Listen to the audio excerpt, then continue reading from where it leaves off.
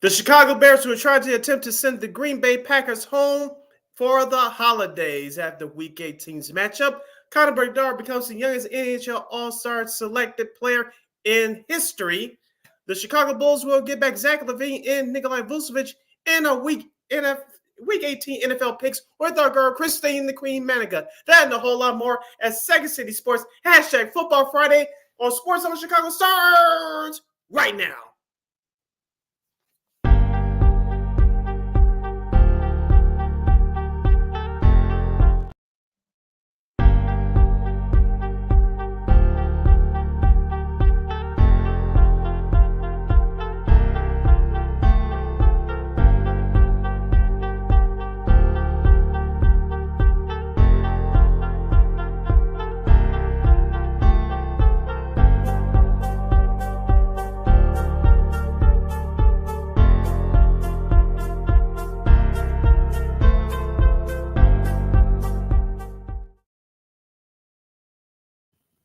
Welcome to the 2024 debut of Hashtag Football Friday. You're listening to Second City Sports right here. We're live in living color right here on Sports Zone Chicago. You can tell I'm a little amped up today.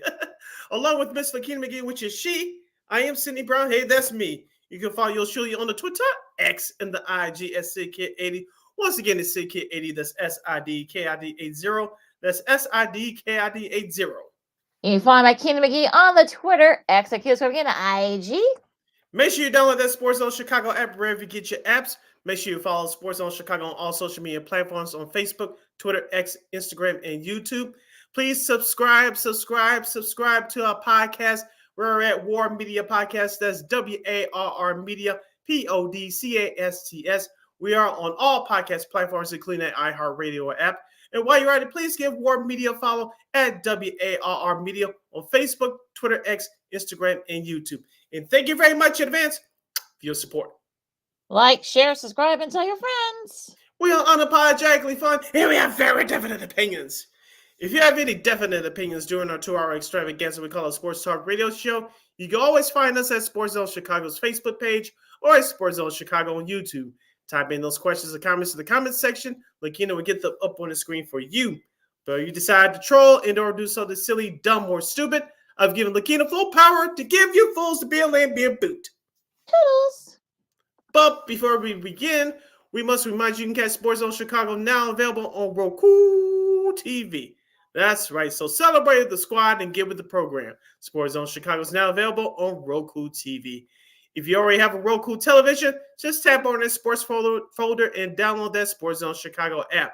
If you don't have a Roku television, but you have some handheld devices laying around, iPhone, iPad, iTouch, your Chromebook, or your PC, just hit up the Google Play Store and download that Roku TV app and access Sports Zone Chicago through that avenue. So no more excuses. Celebrate with the squad and get with the program. Sports Zone Chicago is now available on Roku TV. 24 hours a day, 7 days a week, 365 days a year. Live and on demand. Anytime, anywhere. And you know we will provide. And we will provide you with some of the best here on this first Friday of 2024 here on Second City Sports. Of course, the Bulls get two of their top guys back. One on a limited basis, but as Zach LaVine, gets to go ahead, he's going to come back tonight. Also, too, Vooch will be coming back on a minutes restriction off the bench. We'll talk with the rest of the NBA, including a big shot from the reigning Finals MVP last night. Also, too, we'll have a big showdown in college hoops in the Big Ten as Illinois faces Purdue tonight, and the rest of the college hoops action coming up this weekend. We'll talk about all the NFL and the crazy scenarios. There are about like 500 of them, I think. So we'll try to get to at least like half of them. But first, we're going to go to Lambeau Field. Well, not just yet, but the Bears and the Packers will face off at 3:25 on Sunday night. And you've got, it's going to be on CBS. You got the top team from CBS, Jim Nantz, Tony Romo, and Tracy Wolfson on the sidelines to call this game. The Bears can spoil the Packers season by beating them as to keep them from going to playoffs, a la what the Lions did to the Packers last year. The Pro Bowl, we want to give a shout out to the Pro Bowls. We'll do a little bit more of that later. Our girl Christine Mack from KXRB for our NFL Week 18 picks and a whole lot more, of course, the Pro Bowl selections and stuff. But congratulations to Montez Sweat I think this is going to be his second Pro Bowl. I think he did go to one when he was with Washington. Of course, Jalen Johnson makes his first Pro Bowl. So the Bears, look, I know the Bears think that they may have a shot here because they're kind of they feel it's kind of similar to what happened with Detroit. They're kind of they had a little bit of a groove going. They kept the Packers going to the playoff. The Packers going to the playoffs, hoping they do the same thing the Packers that the Lions did last year. So Sid, what do you think? The Bears do have an actual shot to win this game, and I believe you just said the key word right there, defense, because remember in week 1, the Bears didn't have a defense. You picked up Yannick Ngakoue, who's now injured and lost for the season.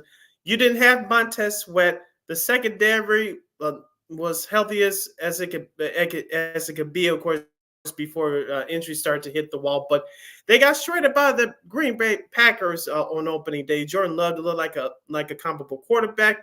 He struggled after that, but since then has come alive for the last few weeks.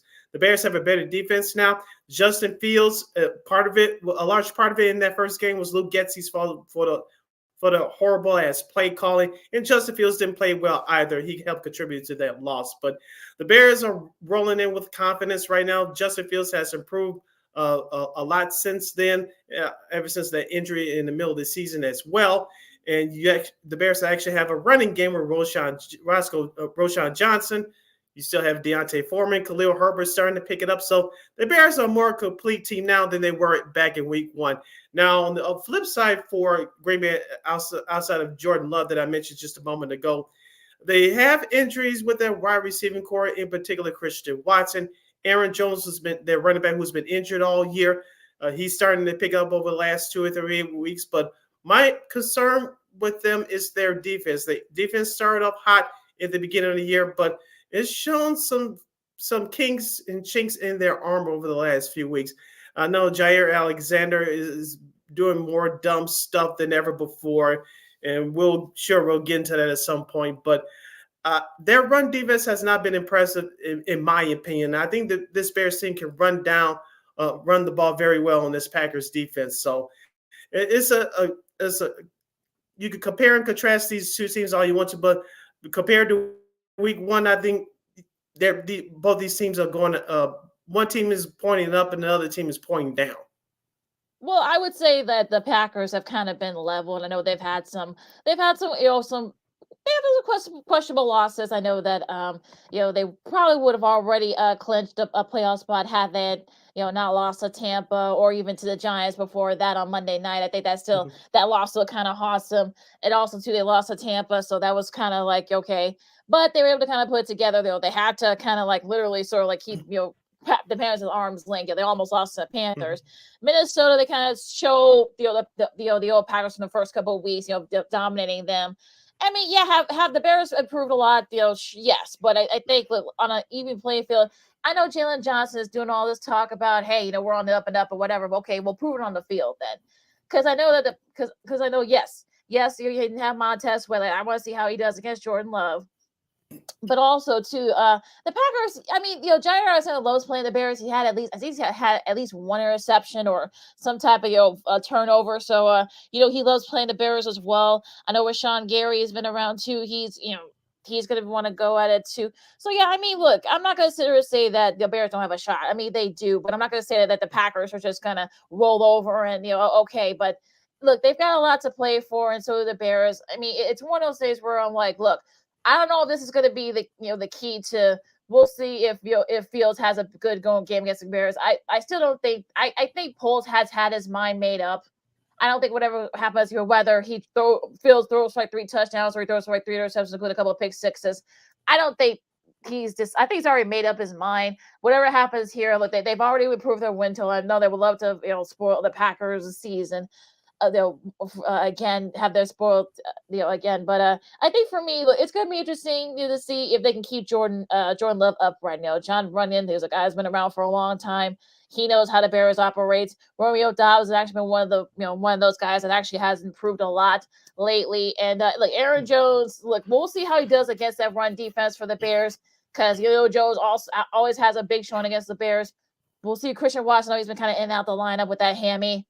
So I think for me, I know Bears fans feel like, oh, well, we can beat them. Well, you know what? The Packers, you have a kind of like a 40% chance because the Packers actually still have some players. So for me, I think yes, the Bears have improved, but it's not like, okay, this is not going to be the litmus test.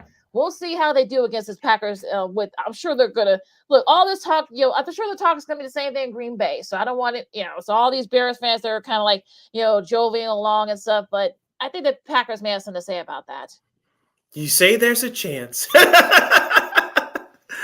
You're listening to Second City Sports on the hashtag Football Friday, the first for 2024. We're live in living color right here on Sports Zone Chicago. Sid Lakina hanging out here with you, previewing Bears and Packers this Sunday from Lambeau. You can watch that game on CBS at 3:25 p.m. Central Standard Time. Lakina, I was listening to ESPN Milwaukee for the last couple of days, and their fans, some of them are nervous, but many of them are dismissing the Bears, even though the Packers are in the same scenario like they were last year with Aaron Rodgers at the helm against Detroit Lions. Win your last game, you're in the playoffs.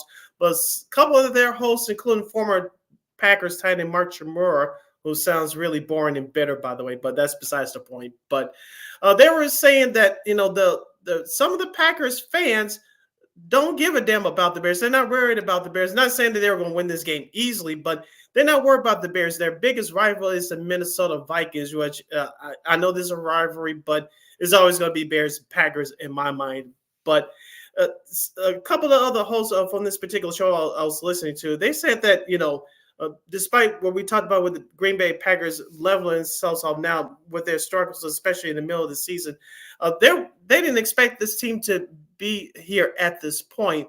I know a couple of people had them as one of the surprise teams in the league. I didn't quite buy that, but if you have a chance to make it to the playoffs, you pull all your heart and your soul into it, which Green Bay will do. But if you're the Bears, you're playing with house money. You go in there, you have a great shot the way that Justin Fields is playing, the way your defense is playing, especially, you have more than a puncher's chance to beat the Green Bay Packers.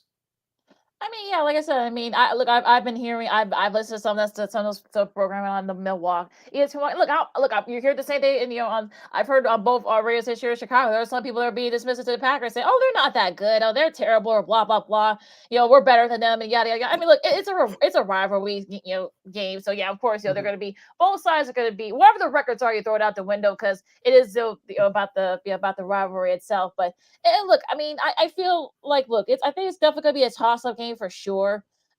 Mm-hmm. I know the line has moved a lot, and I think, I think all this stuff that's going on with behind this, behind the curtain and whatever. But for me, I think it's really going to be, I'm in improvement mode with the Bears. This is your chance to show people that maybe you have improved, that you can use it as kind of a stepping stone into the off season.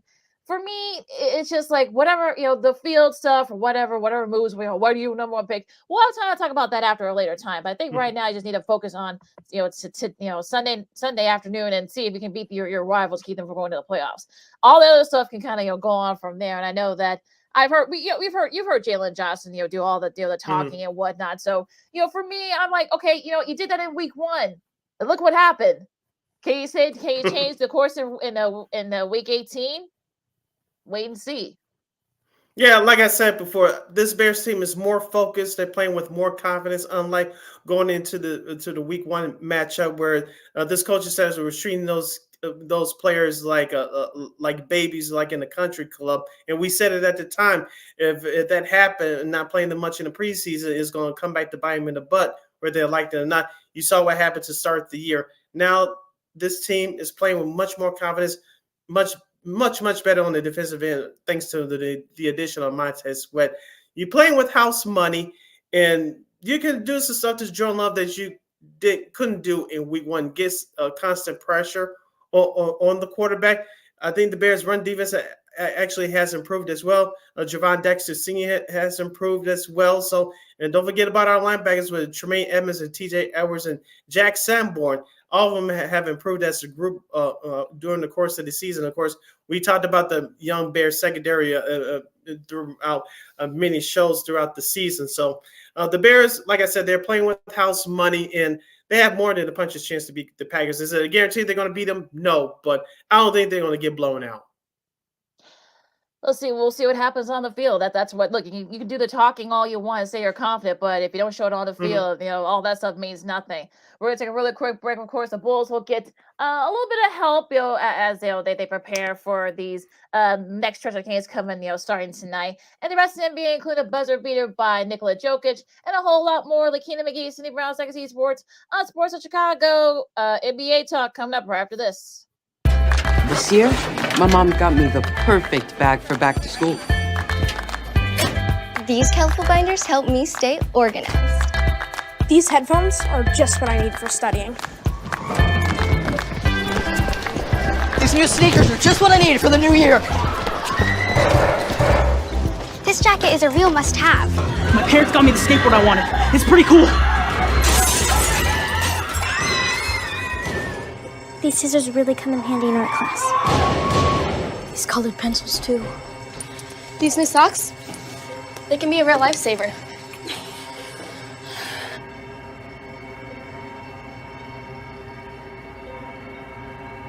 I finally got my own phone to stay in touch with my mom.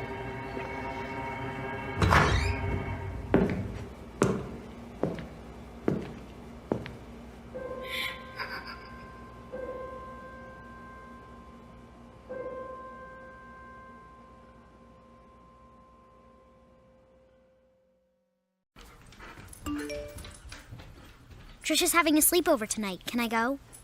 I wonder about Lucy's friends. What should I say?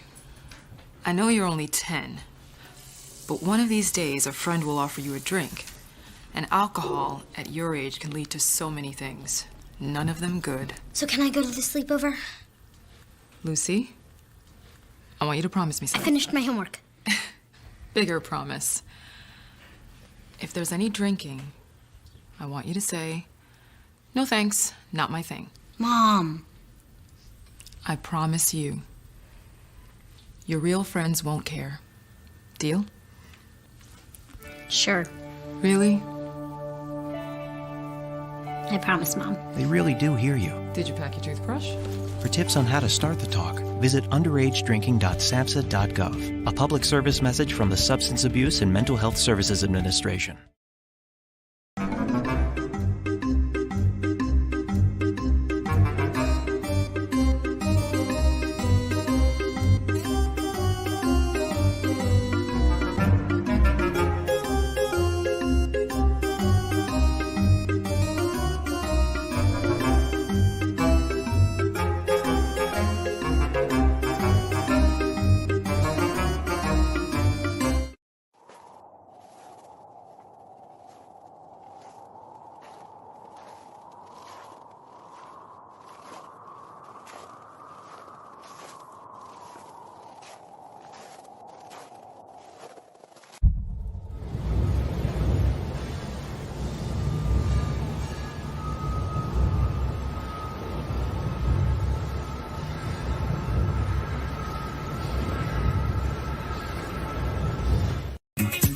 Hey, this is Dr. J, and I listen to Sean and Maya in the morning.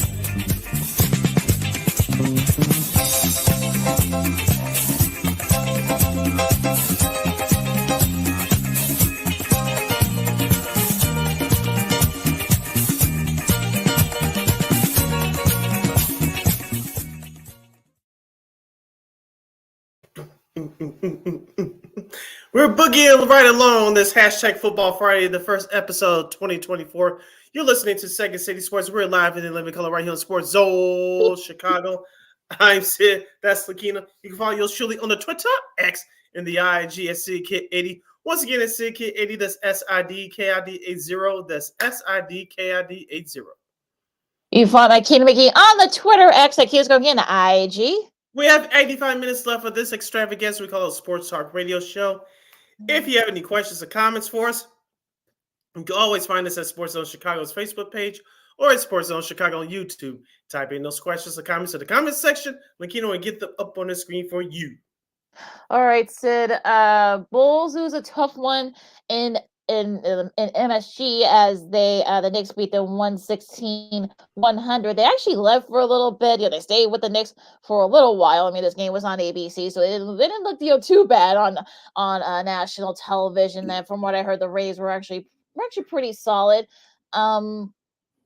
But it was 3-point shooting by the Knicks late in the game. Julius Randle led the way with 35 points. Jalen Brunson had 31. So like I said, there was the 3-point shooting that kind of got did the Bulls in. There are a couple of big shots. Brunson hit a couple of big threes that kind of did them in. It did the Bulls in. On the flip side for the Bulls, P. Will was a little bit banged up. He only had 5 points. You can tell. Kobe White, you looked pretty good, even though with that banged up ankle, 28 points. He was actually 6 for 9 from 3. He was one of the reasons why the Bulls were able to come back, and actually they had to leave for a little bit, but unfortunately, it was like I said, the 3-point shooting kind of did the Bulls in. Here's the thing, Lakina. We talked about this on Wednesday, previewing the game. What did I say on Wednesday about the Bulls losing to the Philadelphia 76ers the night before? You playing in the second game on the road on the back-to-back. What did I say on Wednesday? You need to get production from your bench. The Bulls only had a total of 15 points from the bench. Almost half of them, 7 to be exact, were scored by Ayo Dosunmu. That wasn't going to get it done. You ran out the numbers for the starting 5. I know 3 of the 5 were in double figures. 2 of them had 20-plus points. That was DeMar DeRozan and Kobe White. But in my opinion, this game came down to rebounding. Isaiah Hartenstein, the starting big man for the New York Knicks, he had 10 points and 20 rebounds.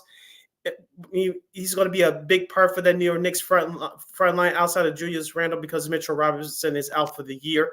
So the Knicks out-rebounded the Bulls big time, especially in the paint. And the Bulls did not shoot the ball very well overall at 41%. I know they shot it from 3 barely at 40%, but overall, their shots from inside the 3-point line were not going. So the Knicks out-hustled them in the rebounding department, 52-39 overall. We talked about this before for the last couple of years. The Bulls have problems defending the pick and roll. They have problems defensively, especially within the interior. And teams just go up in there like it's a walk in the park, scoring in the paint and well. And that's something that has to change. I know you mentioned before the break that Nikola Vucevic is supposed to return tonight against the Charlotte Hornets in limited action. Of course, Zach LaVine is supposed to return as well. I want to transition over to tonight's game against Charlotte.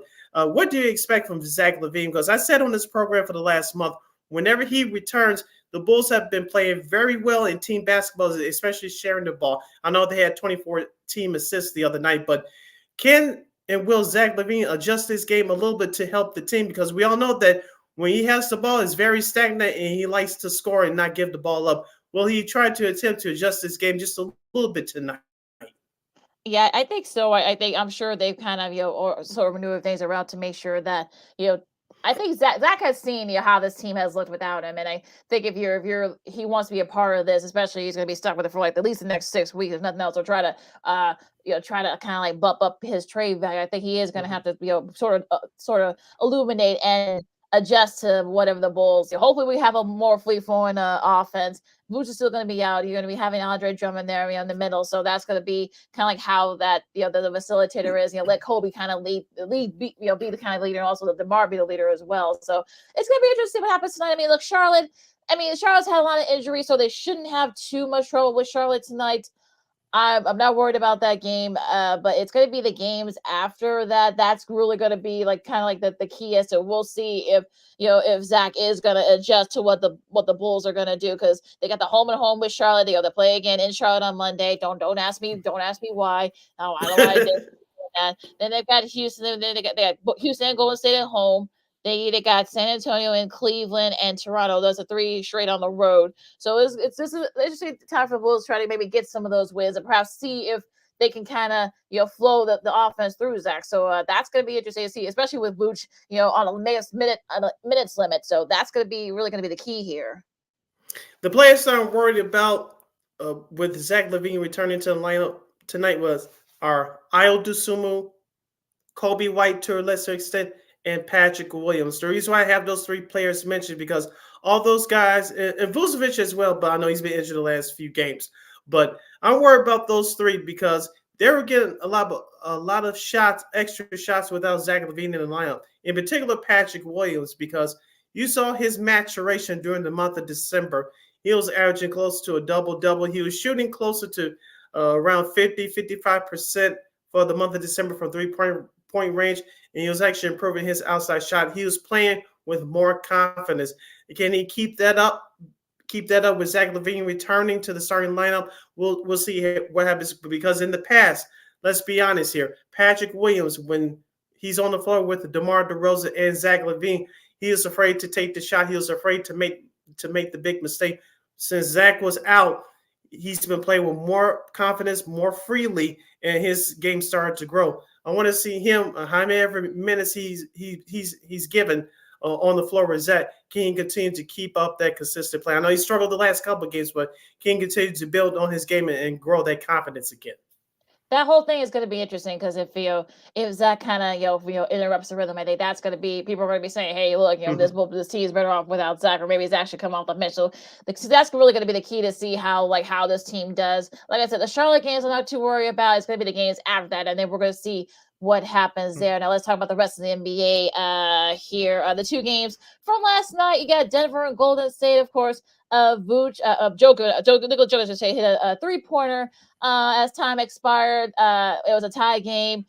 Steph had tied it, and then now, of course, Jokic came on to stop the game from going to overtime. I think it was like a 20-footer or something like that from the 3-point strike. And of course, the Nuggets beat the Warriors 130-127. You could tell that Steph was not very happy. We saw his look after the game. He had big threes that helped there. Kelvin Looney, who was the guy that was supposed to be guarding Jokic, that didn't help. And I know Draymond's probably saying to himself, well, hell, I could have done that. Yeah, I would have made sure he didn't hit that. He didn't shoot that, but that's a whole different conversation there. But yeah, I mean, CP3 only had 9. Looney only had 7. Jonathan Mingo, sat for the last quarter and a half of the game, and he's not very happy right now. So that's a whole different conversation there. He only had 16 points. So, but Denver got a big win against the Warriors on the road. Yeah, one of the other we talked about this Warriors team about outside of Klay Thompson, Chris Paul, and Steph Curry. Other young guys had to step up. Podziemski stepped in last night, their backup point guard. He had 13 points off the bench. You mentioned Kevon Looney. He sat the last few minutes of that game. I had a chance to watch some of that second half.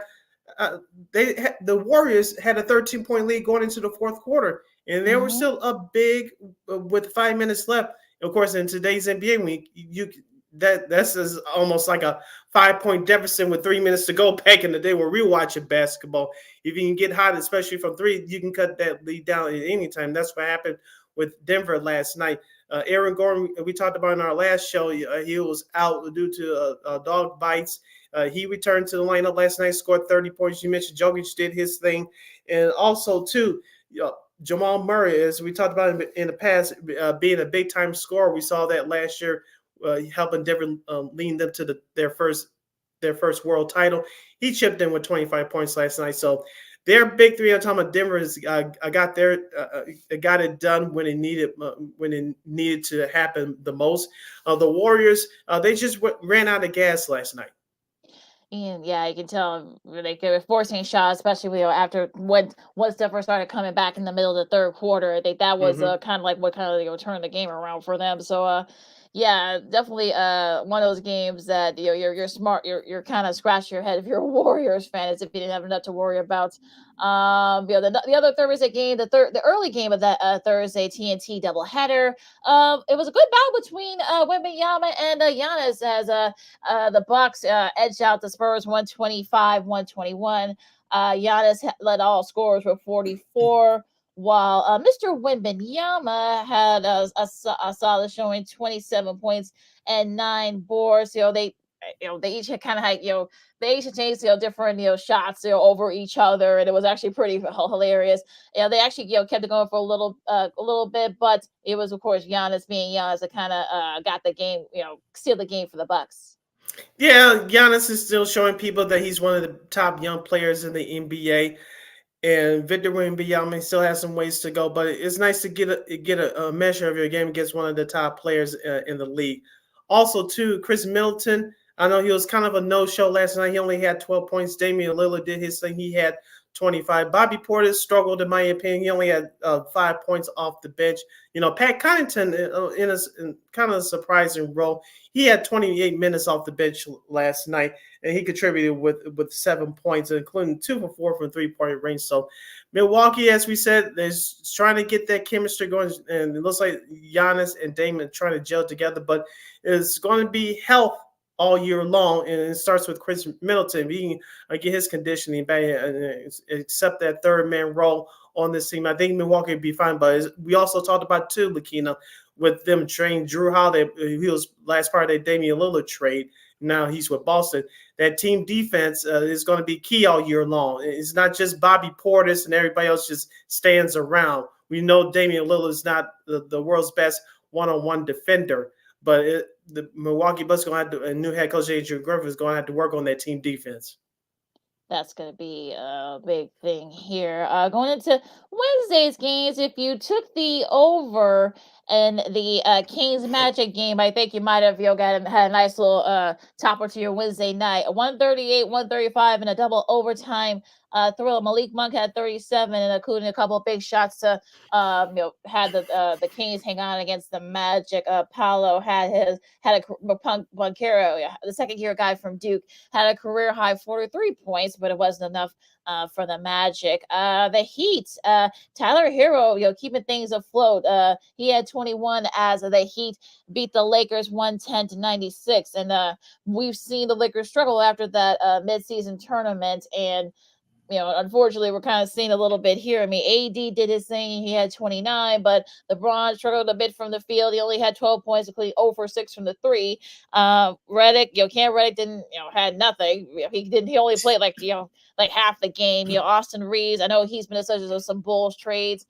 24 points, Lakers Bulls trades. He had 24 points there. But the Lakers, not a lot of help from some of the other guys either. So we're starting to kind of show the wheels trying to come off a little bit for the Lakers. Now that's reported says friction between Darvin Ham and the players. LeBron has to get into this too. Things are not looking well for the Los Angeles Lakers right now. And we said coming into the season, both LeBron and Anthony Davis, both of them had to stay healthy. They've pretty much done that all year long, Lakino. The problem is that, especially following that tournament win over the Indiana Pacers almost 3 weeks ago now, I think they only won 1 or 2 games since then. I think they got robbed in that Minnesota game afterwards. Yeah, it was about over a week ago, where it should have been a 3-pointer by LeBron instead of a 2-pointer. But outside of that game, they look lethargic in all those games. As you mentioned, not consistent help outside of Austin Reeves. Like I said, Christian Wood has been a big disappointment. D'Angelo Russell's been another disappearing act. He'll show up a couple of games, and then the rest of the games he'll disappear. And also, too, they're not playing team defense. Outside of Anthony Davis being one of the league leaders in shot blocks, I haven't seen much else from the team defensive standpoint for the Lakers. So the Lakers just gotta play better team defense, have consistent help outside of Austin Reeves with Anthony Davis and LeBron James, and I think they'll be okay. But as we said before, coming into the season in this tough packed Western Conference, you cannot afford to go on a long losing streak, because if you try to play catch up, it may be too late. Talking some NBA here on Second City Sports on Chicago. Lakina McGee, Cindy Brown with you. I've been listening to some various radio shows and TV shows in Los Angeles, and I think there are people that probably want Darvin Ham fired, and I know some people even said that, hey, look, that NCAA tournament didn't count to the Sunday, so that really doesn't mean anything now. And so the guys, like you said, there's definitely some friction. So we should see what happens with that. Now, Utah beat Detroit. Now, again, he had the over on this game. I think you had a pretty nice showing here. In overtime, Jordan Clarkson had 36, which has a career high for him, and Bojan Bogdanovic had 38. For the Pistons, and again, that's 2 in a row for the Pistons. Let's hope that does not start another downward trend. They've actually been playing much better over these last few games. I will give them credit for that. Yeah, exactly. So, like I said, I think most of those games they've been right there. So it's not like that they've been terrible though that whole stretch. But I digress. The Clippers, they're at 21 wins as we're recording this. They beat the Suns on Wednesday night, 131-122. Kawhi had 30. PG had 33. James Harden had 22 and 11 assists. So yeah, it looks like the Clippers are sticking up there in the Western Conference standings. Yeah, you put on a nice showcase there against one of the top teams in the league. We don't know about the health of the Phoenix Suns or lack thereof so far this year, but the Clippers, as we said before, just like the Lakers, you have your stars stay healthy, you'll win the majority of your games. And Kawhi Leonard is starting to play at all-star level. I'm not saying he's going to the all-star game this year, but he's starting to play at that level. James Harden is starting to take a backseat to being that third guy. We talked about Russell Westbrook coming off the bench. Tyronn Lue, their head coach, has a nice roster ahead of him, and he's using those other pieces very well. So as long as that continues to happen, Paul George and Kawhi Leonard continue to play at an all-star level, like you said, the Clippers could be a top 3, top 4 team. If they stay healthy, that's going to be the key. Yes. If they stay healthy, if PG and and Kawhi and Harden, they don't get hurt, they should be okay. They could probably be up there with some of the teams in the West. I'll talk about that in a second. The Pelicans beat the T-Wolves. Speaking of one of those top teams in that Western Conference, 117-106. I saw some of the highlights, and it was a very, very impressive win by the Pelicans. Zion had his best showing in a few years, 27 points. CJ McCollum had 24. It looks like the Pelicans, they're at 21-14. They're kind of quietly, heating up a little bit as well. Yeah, New Orleans is one of those teams that you expect for them to be one of the surprise teams in the league every year. Kind of be like you mentioned where their record is right now, but injuries always happen to key players like CJ McCollum. I know he's back now, as you just mentioned. Zion Williamson, I know he's been nicked up a little bit here and there, but he's been playing in the majority of the games this year. But as long as they key guys stay healthy like those two and Brandon Ingram, the New Orleans Pelicans are dangerous. Now, can they make a deep playoff run if they stay healthy? I think they can, but they got to show some consistency. It starts with health first, and then I think everything else will fall into place. The Raptors beat the Grizzlies 116-111. Emmanuel Quigley had 26 points, which is a career high for season high at the very least for him. On the flip side, for the Grizzlies, John Moran had 28, Desmond Bain had 22, Jaren Jackson Jr. had 24, but the bench kind of let them down there in this game. Yeah, the Grizzlies, as we mentioned, they started off high with John Morant's return a couple of weeks ago, winning their first 5 games. Now they're starting to struggle a little bit, and they had some health issues too to start the year, in particular with Derrick Rose and Marcus Smart. But they're going into a little bit of a road bump here. But I think there's time for them to. I'm talking about Memphis, for them to get it together. It's just a bump in the road. Hopefully, this losing streak, this tough stretch, doesn't last for too much longer. Rockets beat the Nets 112-101. 141-136. The Hawks over OKC in a very high scoring affair. Jalen Johnson had 28 points for the Hawks. 142-130. The Pacers beat the Bucks, and we talked about this earlier on the earlier meetings. I don't think there was no game ball. I think Tyrese Halliburton had 31. I think he took that game ball back to his house. But Giannis had 26, and this time the Pacers won this round between these two teams. Yeah, I think the Pacers won 4 out of 5 against Milwaukee this year so far, if my numbers are correct. So yep. We talked about the Pacers, even though they lost that in-season playing tournament title game against the Pacers.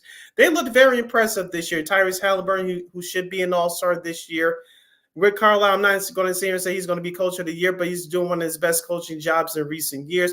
Also, too, don't forget you have Miles Turner, their big guy who's been there forever, it seems like, but he's one of the best versatile big men in the league. So and also Obi Toppin, who's finally starting to get some playing time after not having much of it with the New York Knicks in previous years. So the Pacers have a nice bunch of young talent, and when you play them, it's not going to be an easy night.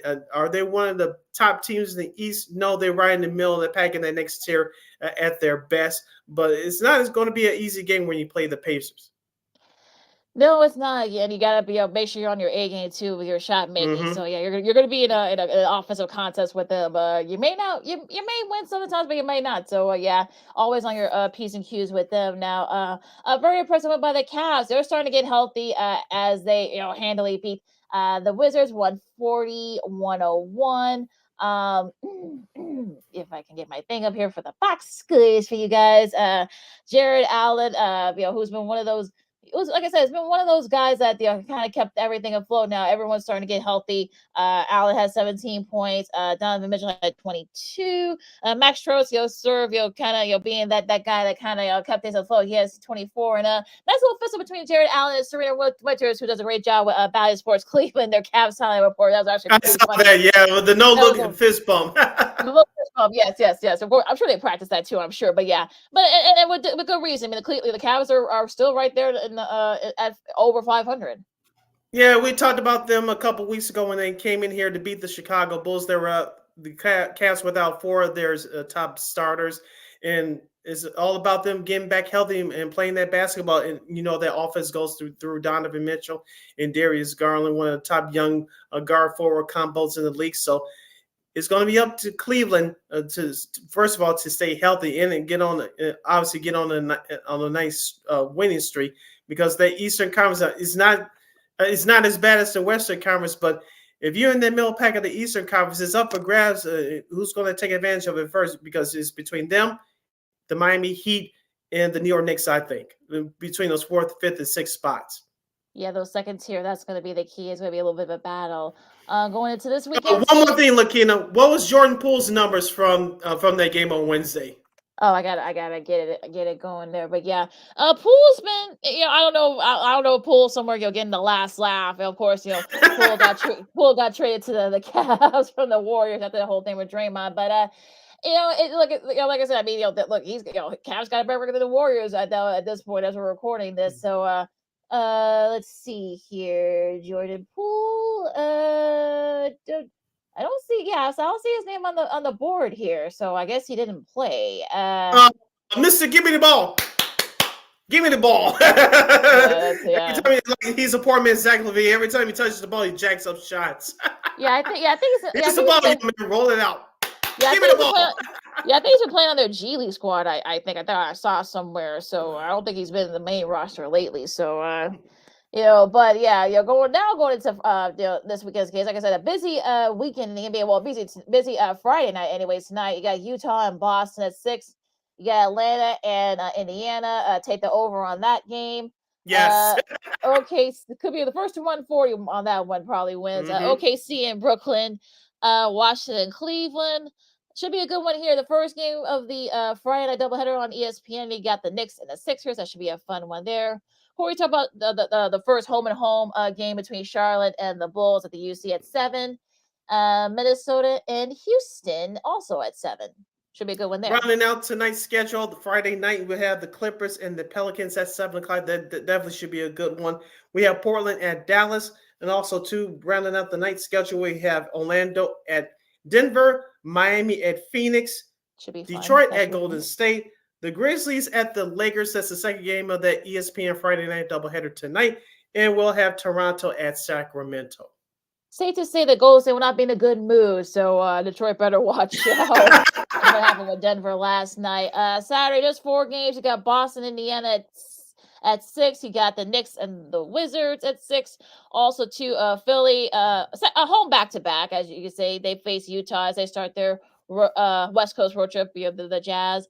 And Milwaukee and Houston should be an interesting one there. And your Sunday schedule looks like this. We'll have San Antonio and Cleveland in the early Sunday afternoon affair. Weird time at high noon during football. Also, you have Portland at Brooklyn. You have Atlanta at Orlando. New Orleans at Sacramento. Minnesota at Dallas. Detroit at Denver as Detroit continues their West Coast road trip. We'll have Memphis at Phoenix. That should be a good one. Toronto at Golden State, the rematch of the 2019 NBA Finals. I know both rosters look very different these days. Yes. And of course, wrapping up the Sunday night schedule, the Clippers and the Lakers at 8:30 p.m. Hopefully, like we saw in the first matchup early in the season, hopefully all the guys will be healthy, ready to go for that one. I'm definitely looking forward to that game. Two LA teams going in different directions, though. That should be interesting there. That's your schedule for this weekend in the NBA. All right, you're listening to Second City Sports on the hashtag Football Friday edition on Sports Zone Chicago. When we return, what games are you looking forward to during this NFL Week 18 slate? Are you surprised, upset, or not concerned at all that many big stars are taking the week off? Also, too, Connor Bedard is the youngest player in NHL history to be selected to the All-Star game. And we'll have our Week 18 picks with our girl, Miss Christine the Queen Manika. Hour number 2 straight ahead as you're listening to Second City Sports. We're live in living color right here on Sports Zone Chicago. No, I don't know, though. I'm scared. I mean, you're scared.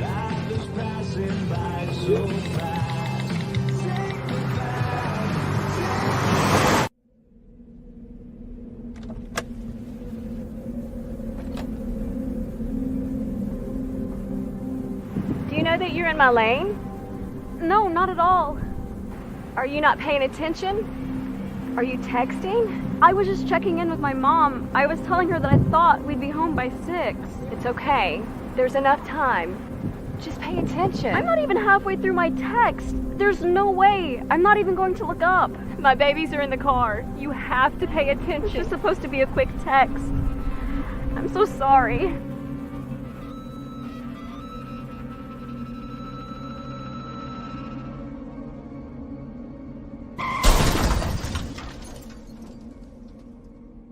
Hi, I'm Tom Brady, the director of DODEA. September is National Suicide Prevention and Awareness Month. The simple act of reaching out and caring for those in our communities is something we all can do. Just being there for someone you care about can be a tremendous first step in getting them access to confidential resources and support that they need. It only takes one person and one small act and 1 minute to make a difference. Let's make a difference.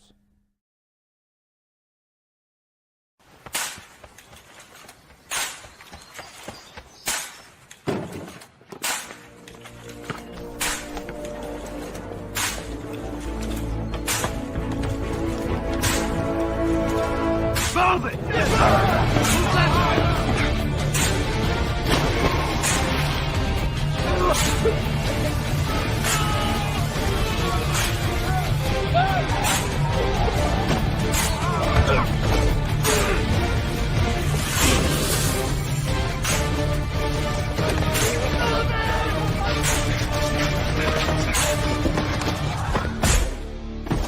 Many will hear the calling.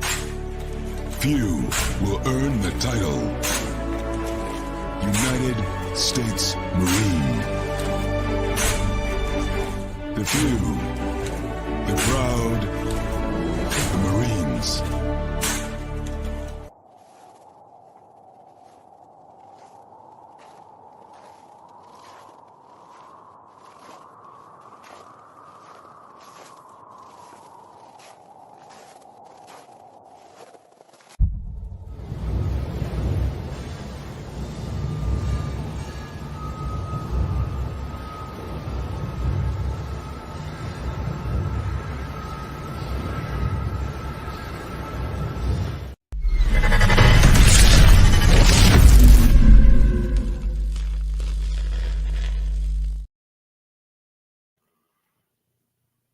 Welcome back to hour number 2 of Second City Sports. We're live in living color in our first hashtag Football Friday episode of 2024. We're live in living color right here on Sports Zone Chicago. I'm Sid. That's Lakina. You can follow yours truly on the Twitter, X, and the IG at SidKid80. Once again, at SidKid80. That's SIDKID80. That's SIDKID80.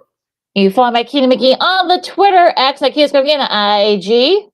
We have less than an hour left of this extravaganza we call a Sports Talk Radio Show. If you have any questions or comments for us, you can always find us at Sports Zone Chicago's Facebook page or at Sports Zone Chicago on YouTube. Type in those questions or comments to the comments section. Lakino and get them up on the screen for you. And just a daily reminder, you can catch Sports Zone Chicago, not now, but right now, available on Roku TV. All right, Sid. Before we get into Football Friday, I want to get the college hoops out the way because we got some big matchups coming up over the weekend. But first, Arizona no trouble with Colorado last night. Memphis held on against Tulsa. That was actually a really good game. Some big shots like by David Jones. James Madison, they stay undefeated. They beat Louisiana. Gonzaga no trouble with Pepperdine. Some other scores here. Michigan State. No trouble with Penn State. Let's see here. Oregon beat Washington in a thriller. Saw a little bit of that on the computer as well. Now, as Arizona State, beat Utah. Utah's been kind of fading a little bit after a big start in non-conference play. Now, as we go into Friday, the big matchup coming up in the Big Ten. Mike, if you're hopeful, right, you got Illinois against Purdue. They'll be facing each other. That's at 7:30 on FS1. Number 9 Illinois against number 1 Purdue over at Mackey Arena. Should be a good one here. A top 10 matchup on the Big Ten on Fox Sports 1 tonight.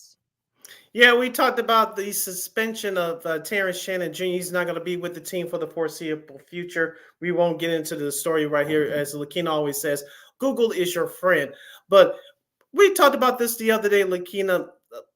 Purdue is one of the best teams in the country, led by Zach Edey. He returned for his senior season after foregoing the NBA draft, I should say. But Illinois, I think it was last year, they almost came back from 20 points down to beat Purdue in West Lafayette. So I think that's going to give the Illini team confidence. I know they beat Northwestern the other night by 30, so that should give them a little bit more confidence. But I think it's going to take a team effort. Lakina, Coleman Hawkins, and Dane Danger, some of the veteran guys who are on their roster, perhaps Matt Goody as well, if he ever gets some playing time. Brad Underwood, hopefully he's listening. But it's going to take a collective effort to make up the absence of Terrence Shannon. So we'll see what happens tonight. It's going to be a tough test on the road. And just looking at the numbers here, Lakina, people think that because the way Illinois plays and the way Purdue plays, that is the numbers would be not in comparison. That's actually not true.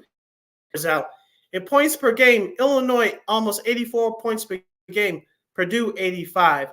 Field goal percentage, Illinois 48, Purdue 49. And in the blocks per shot per game, which is another stat you should be paying attention to tonight, 4.5 for each team. So of course, Zach Edey leads the team, and he's one of the nation leaders in block shots.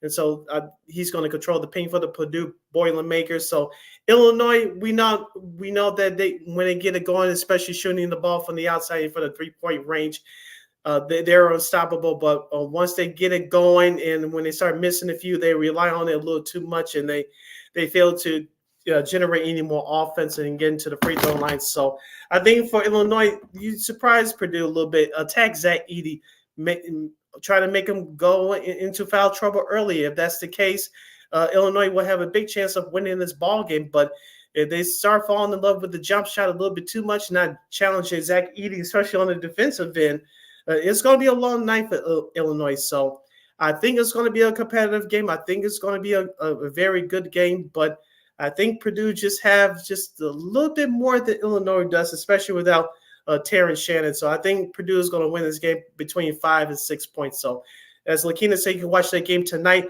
on FS1 at 7:30 p.m. Central Standard Time.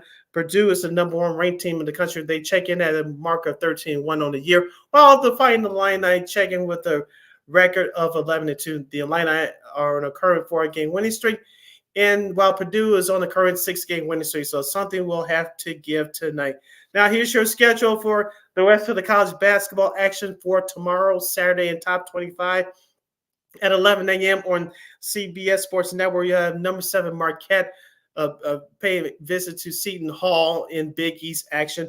North Carolina, number 8 in the country, they'll pay a visit to number 16 Clemson as they face the Tigers. That should be a good one. That's at 11 o'clock on the main ESPN. I'll be watching that one. North Carolina 10-3 on the year. They started on the year struggling a little bit, but they picked it up lately. Clemson ranked number 16. They're definitely one of the surprise teams in the country this year. So this should be a good ACC battle right there. Kentucky and Florida in the SEC will play at 11:30 on ESPN. Now, the previous game, I should say, with North Carolina Clemson, they'll be on ESPN too. The main ESPN at ESPN at 11:30 will have Kentucky and Florida. Kentucky is ranked number 6 in the country. Florida is unranked. Kentucky's 10-2, while Florida is surprising 10-3 on the year in an important SEC battle. This game I'm looking forward to on CBS at 1 p.m. Central Standard Time tomorrow is TCU versus number 2 Kansas. Kansas checks in at 12-1, while TCU, the Horned Frogs, at 11-2. I believe it was last year that TCU went into Lawrence, Kansas, and shot the Jayhawks by winning in overtime, having hot outside shooting and just beating Kansas to the ball, hustle points all over the court last year. But I think Kansas will have revenge on their mind. They're a much better team than they were a year ago. So I think Bill Self and crew will have something for TCU tomorrow. So I will take Kansas in that one. Also, too, looking at in Big 12 play. Also, too, looking at the schedule for tomorrow, Big East action, number 23 Providence will take on Creighton. That's at 1 p.m. on FS1. Auburn and Arkansas will do battle on ESPN2 tomorrow at 1 p.m. Central Standard Time. Auburn checking in at number 25. Arkansas 9-4 on the year. Auburn's at 11-2. So something we'll give there. In Big Ten action, 1:15 on the Big Ten Network, we'll have Nebraska. Fred Hoiberg, former NBA coach and one-time Bulls head coach, he has that Nebraska Cornhuskers program turned around. They're at 12-2 right now. They're head to Madison to take on number 21 ranked the Wisconsin Badgers. They check in with a record at 10-3. It's always a tough time going into Madison, Wisconsin, especially at this time of year at the Kohl Center. Wisconsin, we all know they're a tough-nosed defensive team. They like to get in your chest and make it difficult for you to score. Nebraska, surprisingly, they can score the ball a little bit, and that's why they have one of the surprising records in the Big Ten. Can they keep it up? This is going to be a tough test for Fred Hoiberg and crew as they go on the road to Wisconsin. Once again, that's tomorrow at 1:15 p.m. Central Standard Time on the Big Ten Network. Also, too, in Big 12 action, basketball action at 2 p.m. on ESPN Plus, we'll have number 18 Baylor travel to Oklahoma State to take on the Cowboys. Baylor checks in at 11-2, while the Oklahoma State Cowboys have a record of 8-5. On the SEC Network at 5 o'clock tomorrow, we'll have number 22 Ole Miss. They'll travel to Tennessee to take on the Volunteers. Tennessee is ranked number 9 in the country, while Ole Miss checks in with a ranking at number 22. Also at 5 o'clock on ESPN Plus, we'll have Iowa State and number 11 Oklahoma. Of course, Porter Moser, the former head coach of the Loyola Ramblers here in Chicago. This is his second year at the helm at Oklahoma. He's gotten the talent that he's wanted for a long time. Competing in the Big 12, his Sooners are checking in with a 12-1 record. Iowa State hanging in there with an 11-2 record. And I think it's going to be a battle who's going to score them, obviously, who has the better offense, as Lakina rejoins me now. What do you think about the surprising start for both of these Big 12 teams this year, and talking about Iowa State and Oklahoma? Yeah, Iowa State went all the way. We're actually a couple of shots away from going to the Elite Eight last year, so I'm not surprised by their start. And Oklahoma State, this is a team that kind of went through a little bit of a it had some of the stuff that went on, a few years earlier. And those sanctions have been lifted. So, seeing them, these two there, I think they're gonna have a nice battle, coming up in the Big 12. And like I said, Big 12 is gonna be very packed this year. Of course, you've got Kansas, you got Baylor, of course now BYU's in the mix as well. They're right there in the top 20. And now, of course, you've got OK State and Iowa State who are upstarts. So it's going to be a very interesting battle here between those two tomorrow. And I'm looking forward to that matchup. And I don't know if you said this, sorry for the disappearing act, folks. Wisconsin, Nebraska. Nebraska, it looks like Fred Hoiberg's finally got his guys going here. They're 12-2. And 12-2 overall. They're third in the Big Ten as we're recording this. Wisconsin's got a solid record, great guys doing well. So totally different styles. Of course, Wisconsin, they can shoot the three very well too, but Nebraska can shoot the three very well too. So this could just be a nice battle. Come up at them at 115 on the the Big Ten network. That should be a fun one. Baylor, of course, you said OK State. Let's see who is here. Going Florida Atlantic, they only got one loss. They face Charlotte. USC, they host Stanford on the Pac-12 network, I should say. Let's see. I know there's a couple of battles, as we go into the late games. Should be late afternoon games. This should be a good one here. Did you do Ole Miss and Tennessee? Ole Miss is undefeated in Tennessee. They only got one loss. That should be a fun one. I'm a little surprised it's going to be in the SEC. I'm surprised on the ESPN network, but hey, I digress. Duke faced a rebuilding Notre Dame squad. I think that's Illinois State, Southern Illinois. That should be a fun one in the Missouri Valley Conference. Yeah. Texas Tech. You got Duke and Notre Dame. Arizona facing Utah. Of course, that Texas game is going to be on ESPN2 at 7 o'clock. It should be a fun one. Ohio State and Indiana, of course. Indiana lost Nebraska a couple of days ago. Ohio State, they're starting getting back on the up and up here. That'll be the big game on Fox at 7. Gonzaga and San Diego, that's Steve Lav's guys. Steve Lav's guys, that's at 8 o'clock on ESPN Plus. You can stream that game. Of course, we talk about BYU and Cincinnati. They're facing each other at 9 o'clock on ESPN2. Oregon and Wazoo on ESPNU. UCLA, who has been struggling a little bit. They host Cal. I don't know what the heck's been happening to Cal lately. They face each other on the Pac-12 network. And Wyoming against New Mexico. New Mexico hoping to bounce back from that loss to Colorado State. Wyoming's been playing pretty well too early on in Mountain West Conference, but that should be a fun at 9 o'clock on CBS Sports Network. Yeah, did you mention Duke and Notre Dame? Yeah, I did. Notre Dame's rebuilding, but yeah. Duke should have no trouble. Look, Micah Tewksbury, it's going to take him a couple of years to kind of get that going. So, but yeah, it should be a nice one over there in South Bend. Yeah, while I was reading the statistics between Illinois and Missouri, as we mentioned, 7:30 p.m. tonight on FS1 Chicago time. I was reading the statistics before your audio and video went out.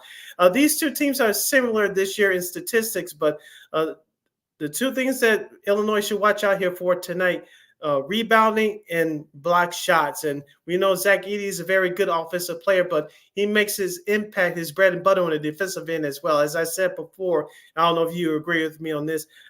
Illinois, they play just like the Bulls at times. When they start shooting shooting the 3-point ball, they fall in love with it a little bit too much. And when they do that, they forget the essence of the rest of the offense. They fail to drive the ball to the basket, and when shots are not falling, they just go out of sync. But I think I want to see in the first 5-6 minutes of this game, will Brad Underwood have some of his guys drive inside to pick up a couple of quick fouls on Zach Edey? I think that should be the game plan to start off with tonight. Yeah, look, if they're not shooting their threes well for Illinois, because Purdue can beat you in both the inside and the outside.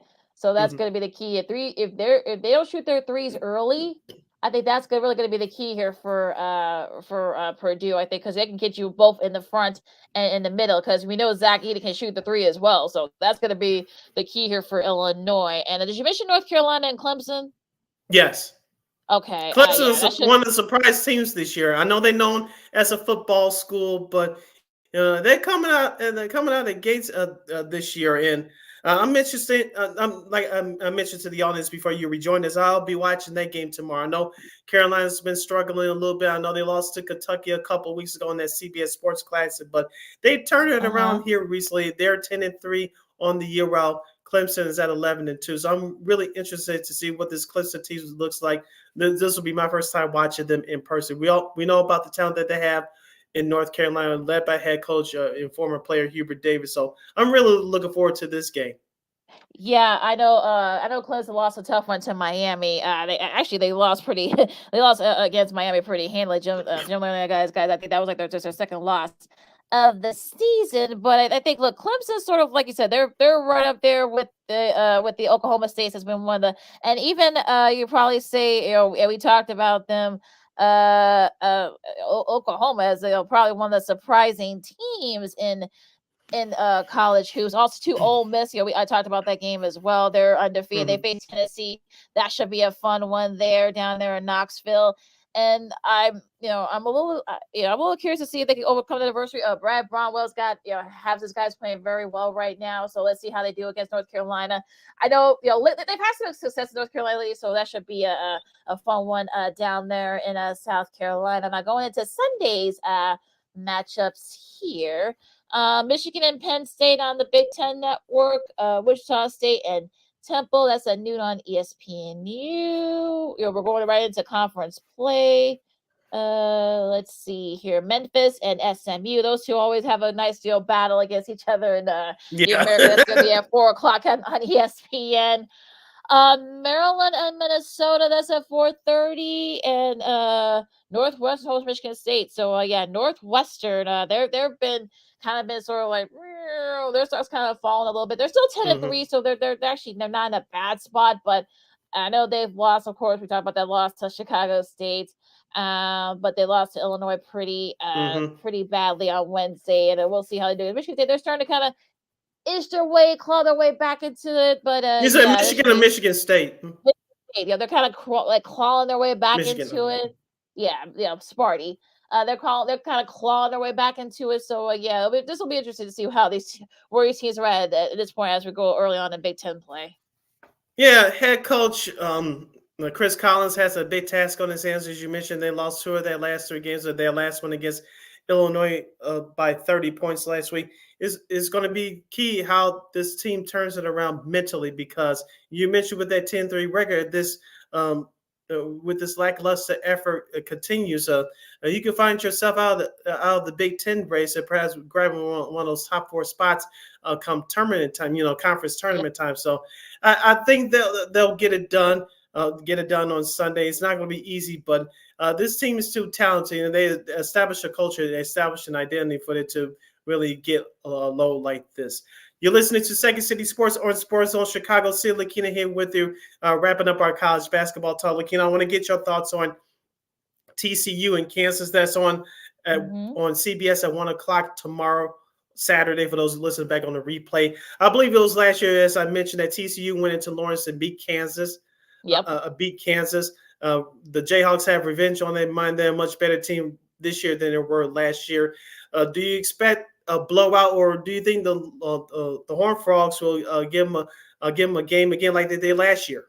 Remember, there's a whole Frogs team that's 11-2. This is going to be their this is actually going to be their first Big 12 is officially starting conference play. So these teams are going to be facing each other for the first time in conference play. So it should be a fun one. I know Kansas probably does have revenge on their minds after what happened last year. Kevin McCullers Jr., I should say, he's a big factor. I think they're undefeated when he scores over 20 points. So that's going to be the key for him against Kansas. Of course, we know Hunter Dickinson's there now, so he can kind of be that force in the inside. That was kind of what killed him last year. But look, Emmanuel Miller, leads a veteran Horned Frog squad, so it's not like these guys are like completely like these guys know how to play against Kansas. So I'm not too worried about that. So it's going to be very interesting. But look, I think it's going to be slowing them down early. I think if you're Jamie Dixon and TCU, and then that's going to be the thing. Get Dickinson in foul trouble. Get McCullers to kind of struggle a little bit. And that's going to be very interesting to see what happens in that matchup in Lawrence tomorrow. And also to watch out for KJ Adams. It seems like he's been there forever, but he's one of those veteran guys that knows their role, and then they can play that part well. So watch out for him tomorrow for Kansas. Yeah, he should be in med school or law school so long as he's been over there. Providence and Creighton. I know you talked about that as well. It's going to be an FS1. That should be a fun one. Creighton's been struggling a lot lately. You thought that maybe Creighton was going to, be the classes in Big East. They've had injuries, and some of their, they just had not been shooting the ball well. So we'll see if they get back on track against Providence. They've been playing pretty well too, Providence. We'll probably talk more about that if they win tomorrow. Auburn and Arkansas on ESPN2. That should be a fun one. down there in Fayetteville. Bruce Pearl and Aaron Russell actually like each other, so that won't be no animosity there. Yeah, nothing against that. So yeah, that's pretty much it on the college hoops side. You got anything else before we go to the NFL for these last few minutes? Like I said, I'm looking for those two games, as I just mentioned, tomorrow, TCU and Kansas, and of course, North Carolina and Clemson. I'll get a first look at Clemson for this year, so what makes them so good. And we'll see that as ACC play starts in the North Carolina, it's going to be a tough test for them on the road. So Clemson is playing with House Bunny. We'll see what happens there, of course.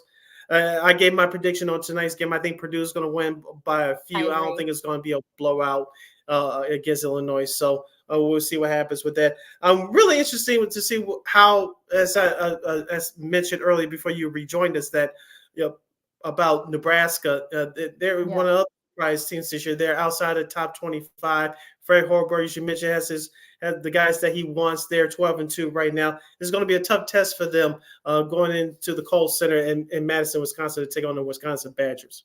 If they beat Wisconsin, they should be in the top 25. I think this will definitely be a little to see where they are right now. And they're very, like I said, Wisconsin, they got the 3-point wise, but they got guys that can shoot too on Nebraska side. So they got a veteran squad too on both sides. So this could be a little bit of a dogfight here. So it'll be interesting to see how we'll see where Nebraska is at this point. This is probably a good litmus test for them. Easy for me to say. Agreed. Yeah. This is the Second City Sports on Sports Chicago with Keena McGee, City Brown with you. Cornfield girl Christine Mack will be joining us in a couple of minutes. But let's switch gears over to the gridiron for the next couple of minutes and talk some NFL. Last week of the regular season, and I'm looking forward to some of these games. I'm glad that the Texans, Colts, a winner-you're-in scenario for both these teams. They got the standalone game on Saturday night, tomorrow night on ESPN, ABC, ESPN Plus. I think Manika is done until the playoffs, so no Manika. I would love for them to talk about Gardner Minshew. Yeah, I know. I would love for the Manning to have talked about Gardner Minshew and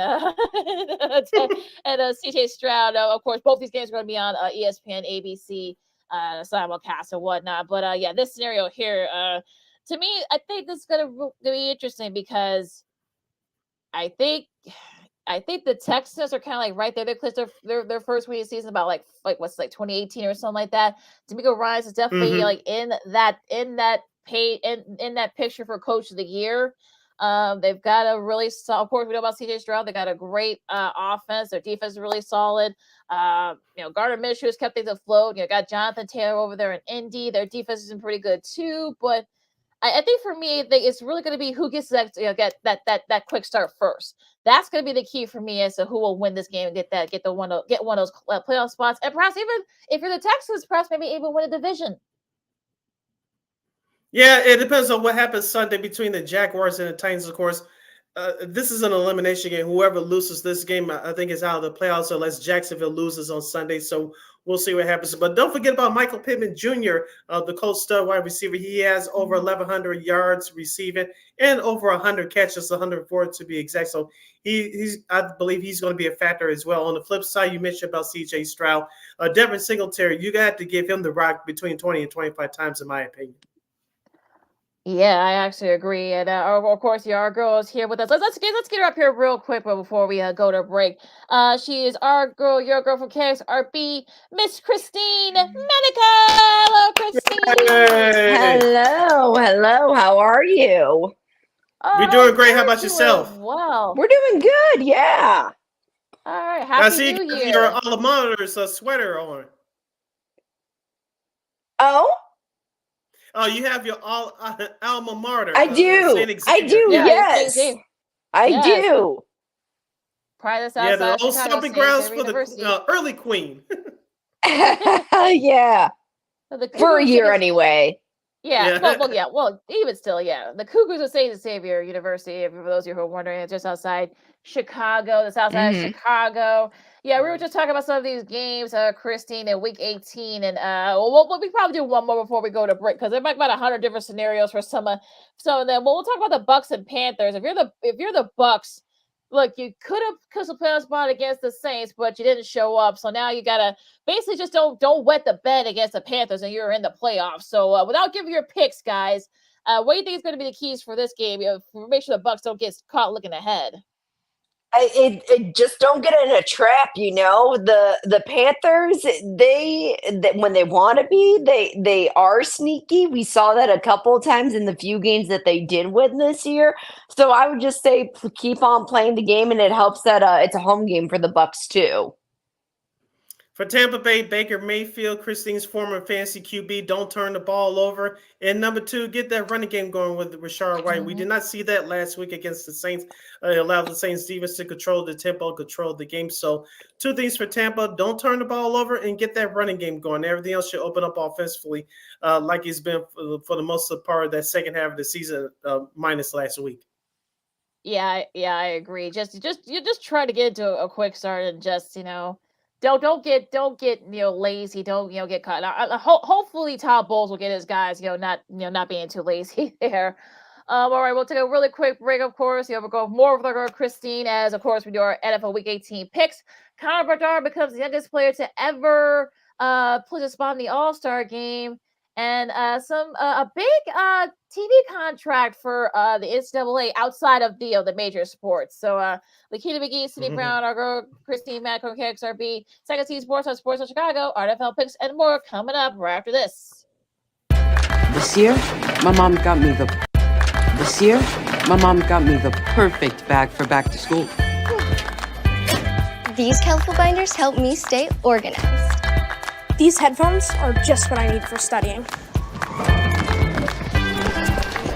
These new sneakers are just what I needed for the new year.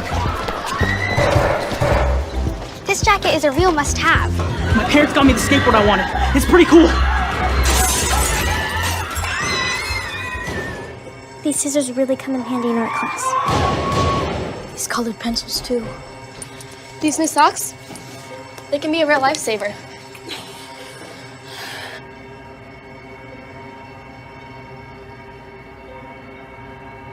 And I finally got my own phone to stay in touch with my mom.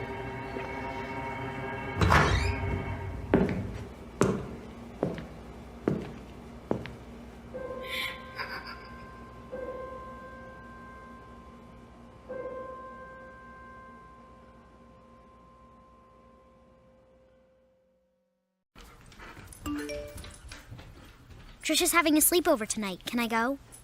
I wonder about Lucy's friends. What should I say? I know you're only 10, but one of these days a friend will offer you a drink. And alcohol at your age can lead to so many things. None of them good. So can I go to the sleepover?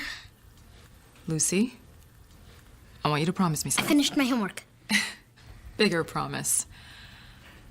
If there's any drinking, I want you to say, "No thanks, not my thing." Mom. I promise you, your real friends won't care.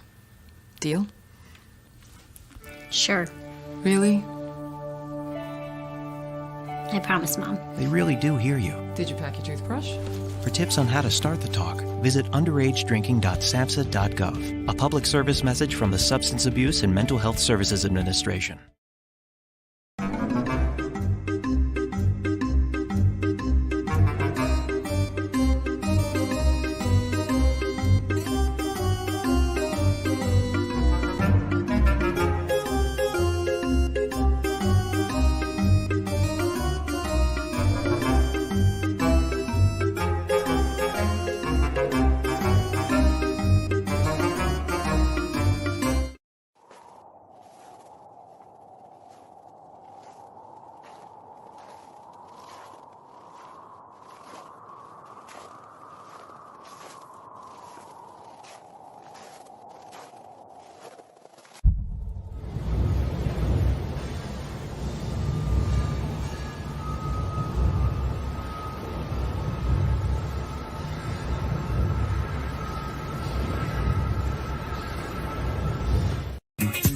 Hey, this is Dr. J, and I listen to Sean and Maya in the morning.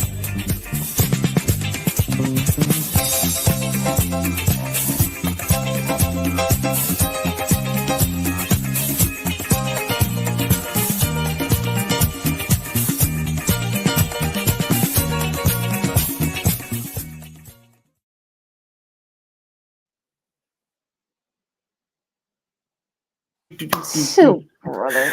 Welcome back to Second City Sports with the hashtag Football Friday edition. This is our first episode of the year 2024. We're live in Living Color right here on Sports Zone Chicago. I'm Sid. That's Lakina. That's Christine. You can follow yours truly on the Twitter, X, and the IG at SidKid80. Once again, that's SidKid80. That's SIDKID80. That's SIDKID80. You can follow my Keita McGee on the Twitter, X at KXRB, and IG. This is our last break for today and our last break for the weekend, so make it look good out there. So if you have any last-minute questions or comments for us, you can hit us up at Sports Zone Chicago's Facebook page or at Sports Zone Chicago on YouTube. Type in those questions or comments in the comments section. Lakina will get them up on the screen for you.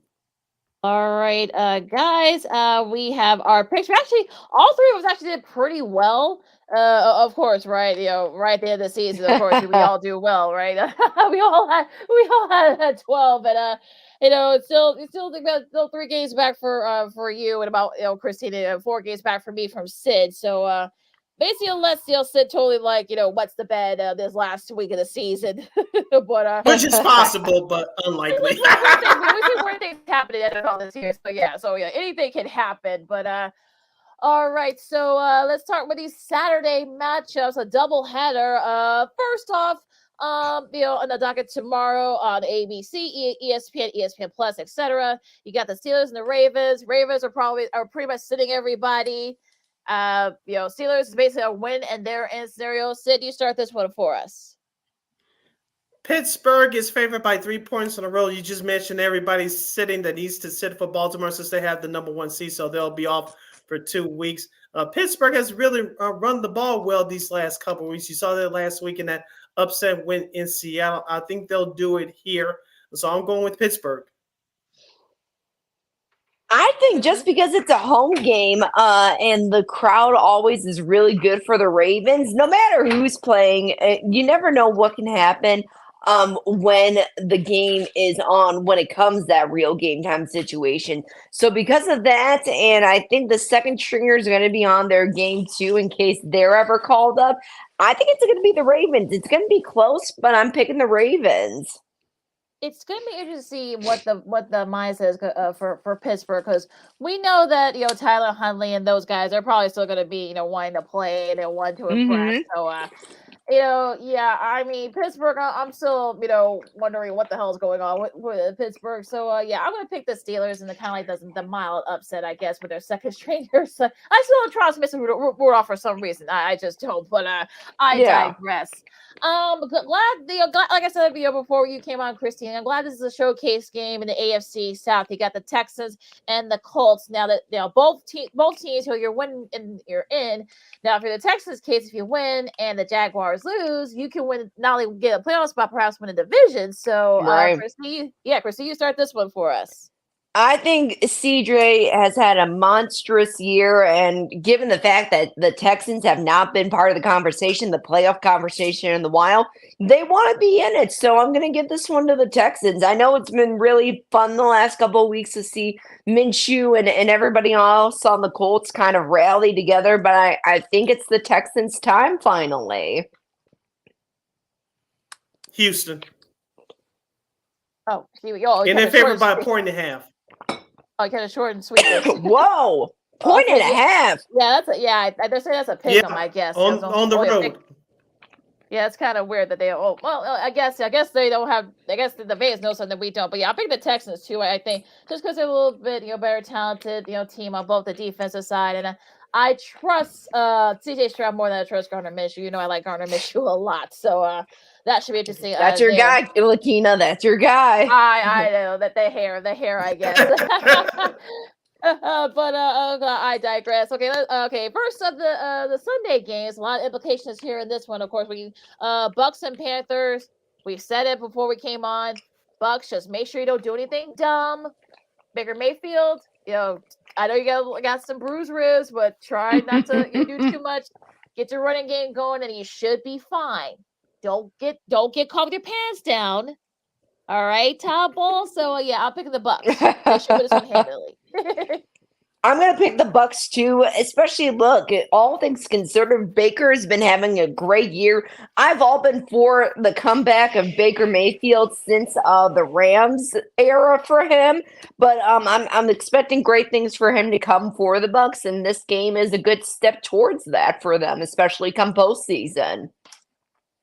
Yes, Lakina mentioned the Bucks win there, the NFC South Division champs. They are favored by 4.5 on the road. I'm going with Tampa. Yeah, it's a shame on them. They can't win this, shame on them. Well, this game could have had implications, but of course, the Bengals are eliminated for playoff contention. Let's see the Battle of Ohio at the very least. So you start this one for us, the Browns and the Bengals. I think the Browns will be sitting everybody, including Joe Flacco. So the Bengals are favored by 7 points at home. I'm going with Cincinnati. Okay.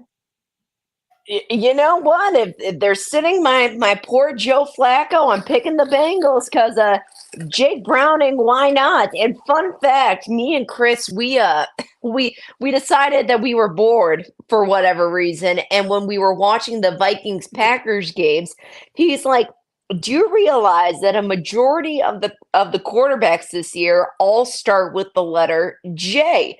And this includes every starter this year, no matter if they're still starting or what we're starting. 13 of them start with the letter J. And I'm gonna try if I can see if I can remember this. Jake Browning, then you have Joe Flacco, Jimmy Garoppolo, Jaron Hall, Jordan Love, Justin Fields, Justin Herbert, Jared Stidham from the Broncos, that counts. Josh Allen. Oh gosh, Josh Allen, hold on. How many is that? I've already lost count. 8. That's 9 or 9, 8. yep. That's 9. That's 8. Yeah. Hold That's on. 8. I'm looking at my sheet because I'm gonna do this. I was really proud of myself when we were naming all these. Oh boy, Christine. Oh, Jalen Hurts. Oh, geez. Holy cow. Wait a minute. Oh, boy. No, I can't think of the other 3. But anyway, when it's all said and done, we made it to 13, which is kind of crazy to think about. But I digress. The Bengals. Joe Burrow. Duh, that's another one. Joe Money. Joe Money. Burrow, Duh. Yeah. Jeez. I'm still contemplating, as you can see, who the other 2 are, but yeah. Well, what did you do your pick, Sid? Did you your pick, Sid? I picked Cincinnati. Sid said the Bengals. Yeah. Oh, okay, yeah, he must. I think the Wi-Fi went in and out, but yeah. Oh, you know what, Christy? I think I got you. I got you here. Vikings and Lions. Lions have already clinched. They could win and clinch the 3 seed. I think that's what they still got a lot to play for there. The Vikings, they're actually switching over to Josh Dobbs. I think that's probably the guy you were missing. That's the other one. Yeah, Josh Dobbs. Yeah. Probably could have played them a couple of weeks ago, but I digress. But yeah, they still got a lot to play for the Lions. I'm gonna give it short and sweet. The Lions. Keep it short and sweet. Oh, gee, that's 14 now. Oh, I'm going to keep it to the Lions. He just told me another one. Jacoby Brissett. That's 14 now. Yes. Yep. Oh, my gosh. Ding. Okay. But again, digression. The poor Vikings, they're just down and out. I'm going with the Lions. The Lions are favored by 3.5 points at home. I'm going with Detroit. And guess, if everything stands pat, guess who will the Detroit Lions host next week in the wild card round? Ooh, that'll be interesting. Anybody want to take a guess? Oh, Matthew Stafford and Los Angeles Rams. Yep, that's what we're hoping for. Hopefully that'll be the case if they the return of Matthew Stafford. Oh yeah, that'll be oh Lord, that would be so cool. Next up we got the Jets and the Patriots. Sid, you start this one. Only because they're the favorite at home, I'm going with New England. For those of you scoring at home, New England's a 2-point favorite at home. Yeah, I'm going to go with Sid here, especially since, now that Dalvin Cook is officially with the Ravens and the Jets aren't playing for anything, neither are the Patriots. just for the heck of it, it's a home game for them, the Patriots. Thank you. Short and sweet, the Patriots. Could be Bill Belichick's last game too. Could be. Could be. That's another thing to look out for as well here as we go to the Saints and the Saints host the Falcons, I should say. Whoever wins, they're gonna hope that the Bucks lose to clinch the NFC stuff, I should say. I'll start this one. I mean, the Falcons this was really what the bet against the Bears. The Saints, they're starting to kind of get it going a little bit. I know they've had some strange. Their first meal was very strange as well, but because they're at home, I'll pick New Orleans. I'm going with that one too. I'm picking the Saints. Both of these teams this year, it's been so up in the air. You don't know what you're going to get, and how fitting that they're the last game of the regular season for both of them. But home game advantage, the Saints. Let's make it a complete sweep here. I'm going with New Orleans as well. They are even 3-point favorites at home. 3-point favorites. Okay, there. All right, the Jags and the Titans. Christine, you start this one for us. This one was a tough one just because it was looking so good for Trevor Lawrence this season and the Jags. And then injuries and just bad games. It just didn't look good. It looked like the first year of Trevor Lawrence in the NFL. And the Titans, again, they just haven't looked the greatest lately, but man, I was really going back and forth with this. I know the Jags are favored by, I think, 3.5 last time I saw. I'm just going to pick the Titans just for the heck of it. Mm-hmm. I'm going with Jacksonville, but I think it's going to be a much closer game than what people will give it credit for. As we say, Lakina, every year we see some surprises of the last 2 or 3 weeks of the season, especially with the teams that are not going to the playoffs. They play free and easy. If you have a contending team on your schedule, you give it your all. And we usually see surprises and upsets every year around this time. But I'm trusting the Jaguars. Trevor Lawrence's shoulders should hold up, and the Jaguars should win this division in the AFC South for the second year in a row.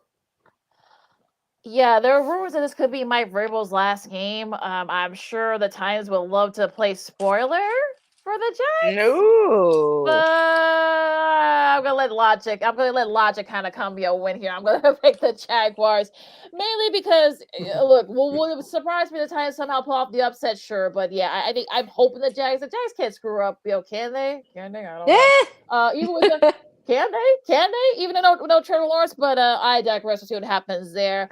The Seahawks and the Cardinals. The Seahawks, despite that loss to the Steelers, actually still control their own destiny. And if they win, they're in. And I know Arizona's best game of the season was that Philly game. Jonathan Gannon, I'm sure he's probably like, well, I'll just chill for the rest for this last game. But I'm hoping that the Seahawks can it's gonna be close. But I'm gonna say the Seahawks and to get that one of those last playoff spots. I'm going to go with the Seahawks, too. The Cardinals they didn't do it for me this year. I'm going to steal this pick from Colin Cowherd of Fox Sports Radio and FS1. I'm going with the Cardinals in an upset. Ooh, and for those like I said, you scoring at home, Seattle's a 3-point favorite on the road. Yeah, like I said, I wouldn't be surprised. I mean, I know they love to play spoiler too, so yeah, that'll be interesting to see what happens with this game. We're in the 325 games now, folks. For those of you who are scoring at home, our buddy Spiro Diaz will be in Los Angeles, his home to call this one. The Chiefs and the Chargers. Pat Mahomes is going to sit out. I think most of the top guys in the Chiefs are going to be sitting out as well. The Chargers, they're just in the free for all. Could be Keenan's last game, and I'll pick the Chiefs. Chiefs. The Chad Henne led Chiefs. Oh, okay. I was a little worried for you. You paused for a second, so I was a little worried that you're going to pick the Chargers. No. I'm picking the Chargers. I'm picking the Chargers. Are you picking the Chargers? Really? What? Oh, okay. Yeah. Oh, you're nuts. Oh, all right. Oh, well, look, they'll give you a chance to catch up, Christy. So, don't waver here. The Broncos and the Raiders. Say you start this one. Broncos and Raiders. Let me find it on my scorecard here. I'm cheering for Antonio Pierce to get that job with the Las Vegas Raiders. He really turned that program around. They're 7-9 on the year. The Broncos, they're in free fall. The Raiders are favored by 3 points at home. I'm going with Las Vegas. There's another rumor too, said that Jim Harbaugh could be going after that spot too for the Raiders. I just saw a report about that. So it's up for grabs. I agree with you though that he does deserve it the way that he turned that program around. But if Harbaugh comes knocking on your door, what do you do? I don't know. But I do think the Raiders are going to win this one. Keep it short and sweet. Sorry, Chris, for listening. The Raiders, because I'm hoping that Antonio Pierce gets a fair shot at the job. I mean, he says hello, and then that's okay. They've played pretty well lately. They beat the.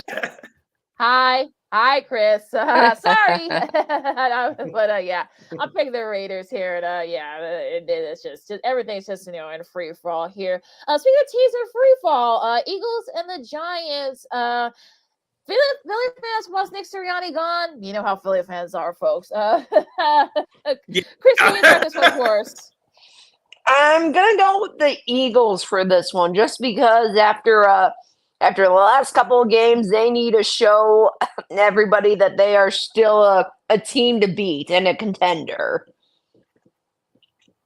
I'm going with Philadelphia too. The New York Football Giants are they are 5.5-point underdogs at home.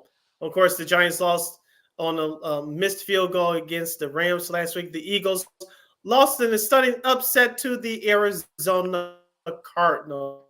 So Philadelphia, they're going to they could host a playoff game next weekend if Dallas should lose to Washington. We'll be playing each other at the same time. We'll give you our picks for that game coming up. But it looks like, assuming that Dallas wins, Philadelphia is going to start on the playoffs on the road next weekend. But for this game, I'm going with Philadelphia. But it's going to be another ugly, close one, as Christine would say. Right. All right. So, this game doesn't really mean too much. I mean, it could be more for seeding, for the Rams anyway, because as they face San Francisco, they'll probably sit all their guys, Purdy, Ayuk, Christian McCaffrey, said that calf injury, and the Rams, they could still, if they calf win, injury. Yeah, right. The Rams, they could probably still get maybe a higher seed, maybe get a 5 perhaps if they win. They got other stuff to happen around them. Jesus, I know Sam Darnold's going to be starting for the 49ers.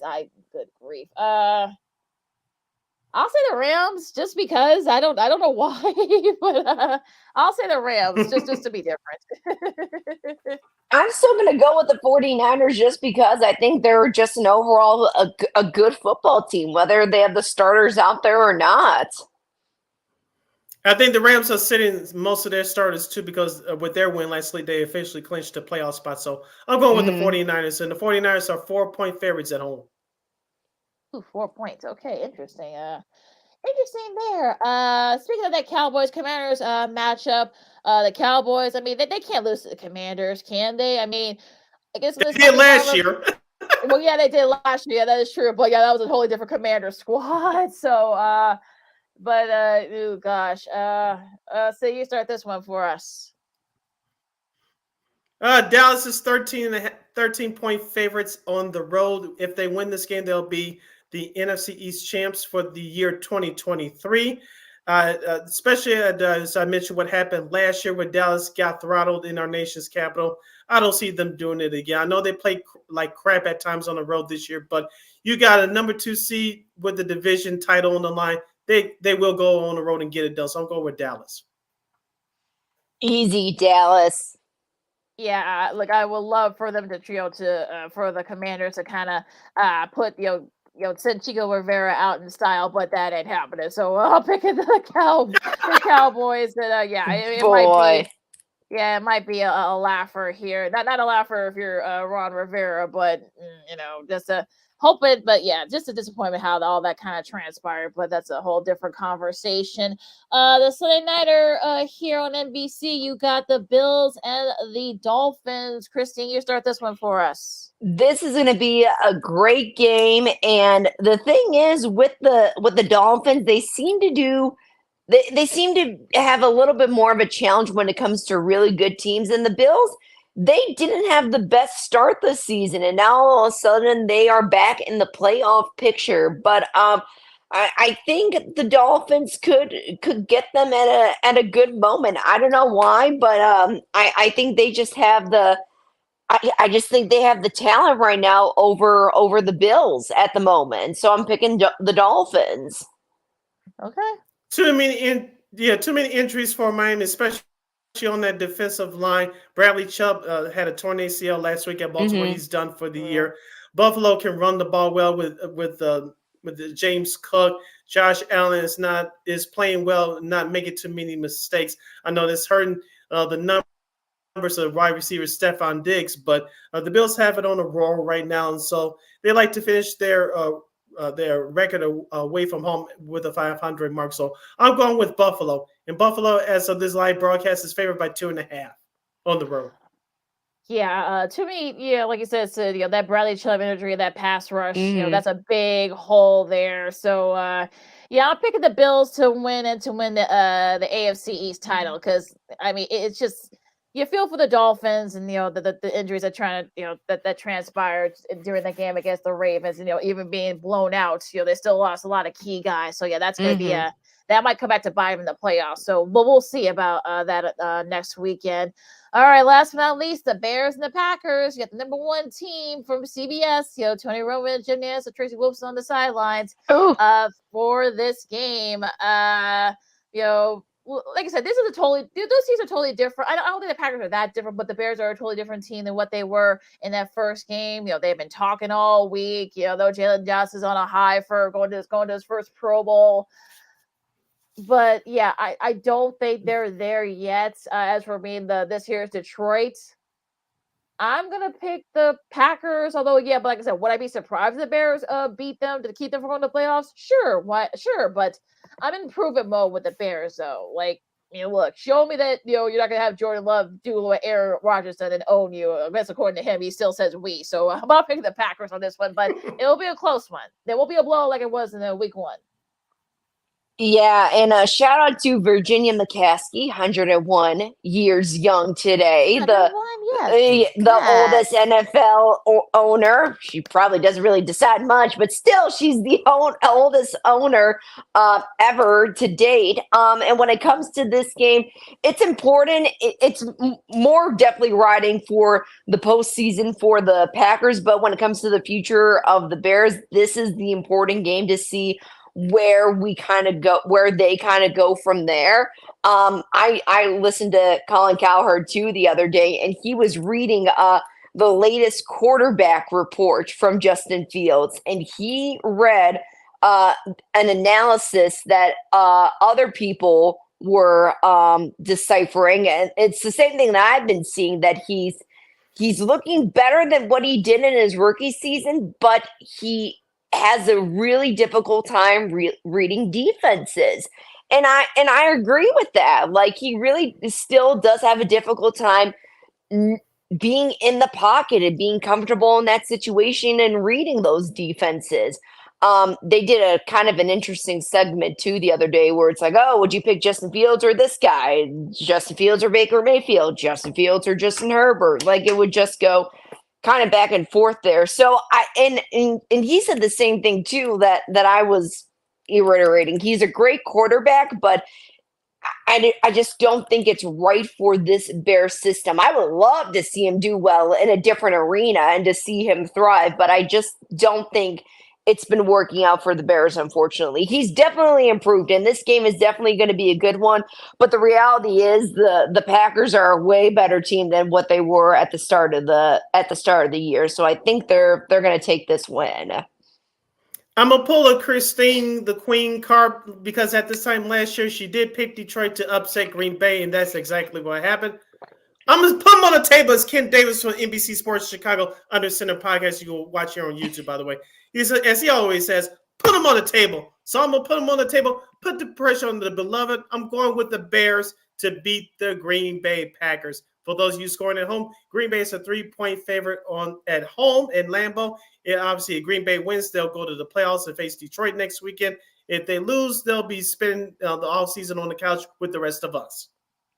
All right.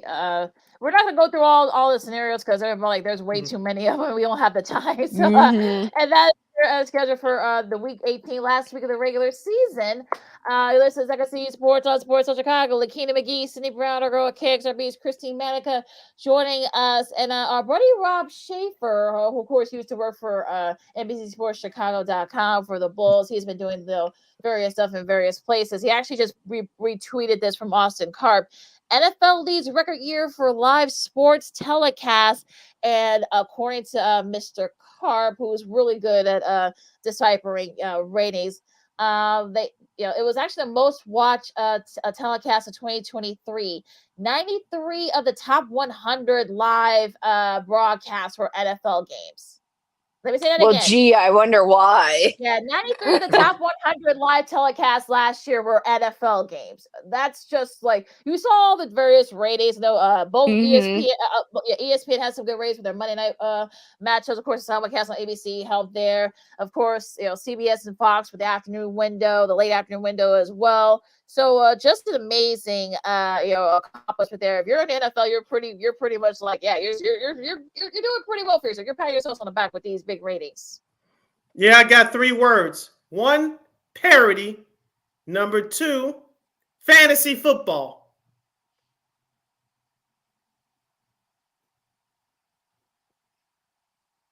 Let us all not speak at once. We kind of paused for a second. Yeah, it was kind of weird. Kind of paused for a second there, but yeah, I mean, just a big numbers for that, and just interesting. Well, I'll say, yeah.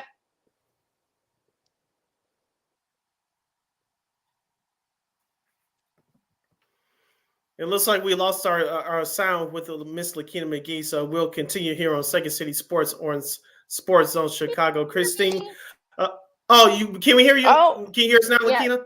Yeah, continue. The Wi-Fi. Yeah, do you guys got your thoughts on this? Oh, what were you reading? What about the NFL ratings, the big NFL ratings, like 93 of the top 100 telecasts for NFL games? I said what I had to say, parody and fantasy football. Oh, yes, short and sweet. Oh, yeah. Short. I mean, another reason could be because still 2023, Taylor Swift, I mean, towards the start of the season for sure, that caused a lot of ratings. Right. Yep. Hey, yeah. Right, did we lose there? Did we lose? I know our Wi-Fi's been acting up here today, so sorry, folks. But let's.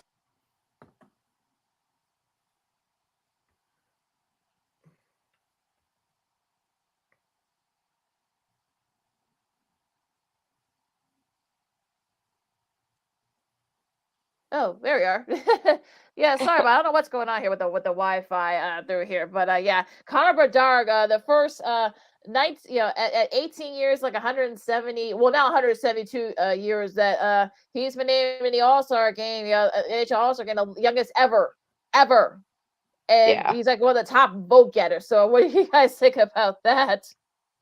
Well deserved for sure. And I know if anything in Chicago sports, that is the one of the very few bright spots of the years for sure. Yeah, Connor Bedard has been a talk of the NHL from the start of the season until now. We know that the Blackhawks as a team stinks, even though they're slightly playing better than they did a year ago when they had no talent around them. But he's the story of the NHL this year. He is well deserved. The fans have caught on to it, and much deserving to him. Real quickly, Keena, a couple of hockey notes. One, shout out to a friend of the show, Miss Rachel Ray Kachek from Chicago. She was at the game last night. Go follow her on Instagram at the Hockey Lady. She has some incredible sights and sounds from last night's game as the Blackhawks they lost to the New York Rangers at MSG. And number 2. That Winter Classic, as I made fun of the other day, Lakina, the worst ratings ever. Oof. Ever, yeah. Oof. Yeah, that's bad. Yeah, ever. Oh God. Well, like I said, I mean, lack of promotion. I mean, that was just lack of promotion. Like I think people forgot that was happening. So I had no idea. Yeah. See, there you go. There's it right there. Before the college football game, so they had the perfect window. Yeah, exactly. It was right before that though, and then most of the earlier games were blowouts, so they had no excuses. But you know how the NHL is; they're back with some of their thinking at times.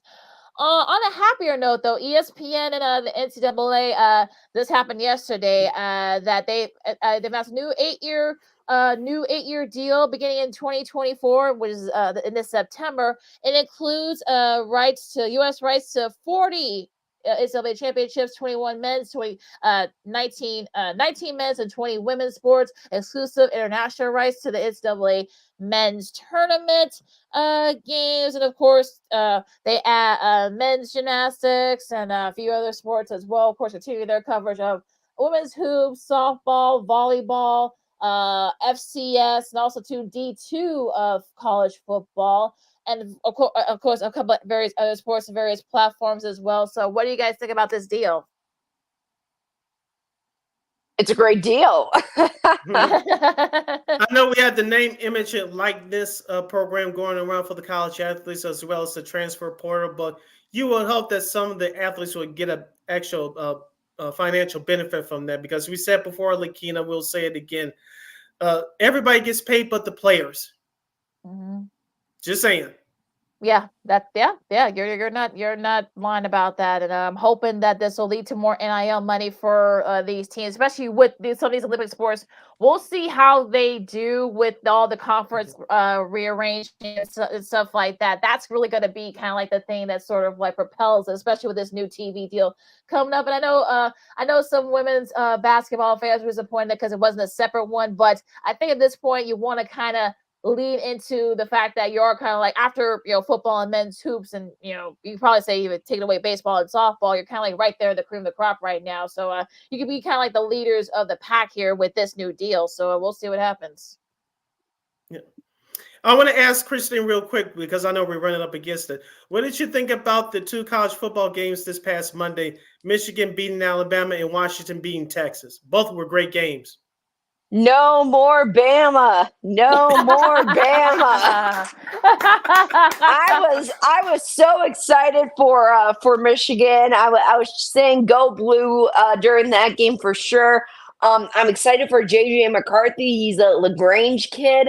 Went to Nazareth Academy, so a good local star there. And then I was excited for Washington as well. Kalen DeBoer, Millbank, South Dakota native, gave University of Sioux Falls 3 NAIA titles in 2006, 8, and 9. So just great games overall, and I'm very happy with this matchup coming up. Who do you have? So who's your pick?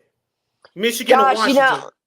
Well, my pick, my heart is saying Washington because of the South Dakota connection, and I want Michael Penix Jr. to be the quarterback for the Bears, low key. But my mind is saying Michigan, so I'll be cheering for both teams, but I want Michigan to win. Definitely very old school Rose Bowl vibes, because these two teams played a lot against each other in the Rose Bowl back in the day. I'm sure you're going to be seeing those games, those classic games, throughout the weekend, with the final coming up Monday. So it should be hopefully we get a good matchup down there in Houston, where the Texans play coming up on Monday. Anything else, guys, before we disperse?